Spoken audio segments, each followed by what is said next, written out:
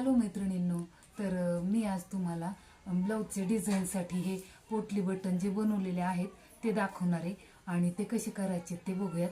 तर आपण जे ब्लाऊज शिवणार आहे त्याचंच कापड घेणार आहे आणि 2-2 इंचाचे असे तुकडे करून घेणार आहे आणि त्याचाच मॅचिंगचा दोरा घेणार आहे.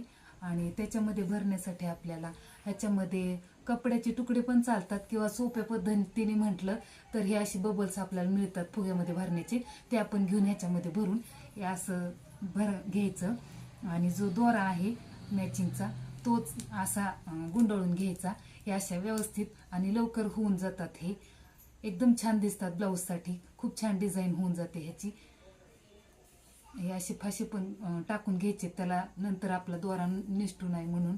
आणि एकदम पटकन हे छान असं पोटली बटन तयार होतं. आणि नंतर हे कट करून हे असं व्यवस्थित करून घ्यायचं. हे असं बनलंय, हे व्यवस्थित झालंय. आता आपण हे ब्लाऊजला फिनिशिंगमध्ये कसं बसवायचं ते उद्याच्या व्हिडिओमध्ये बघू. तर बाय.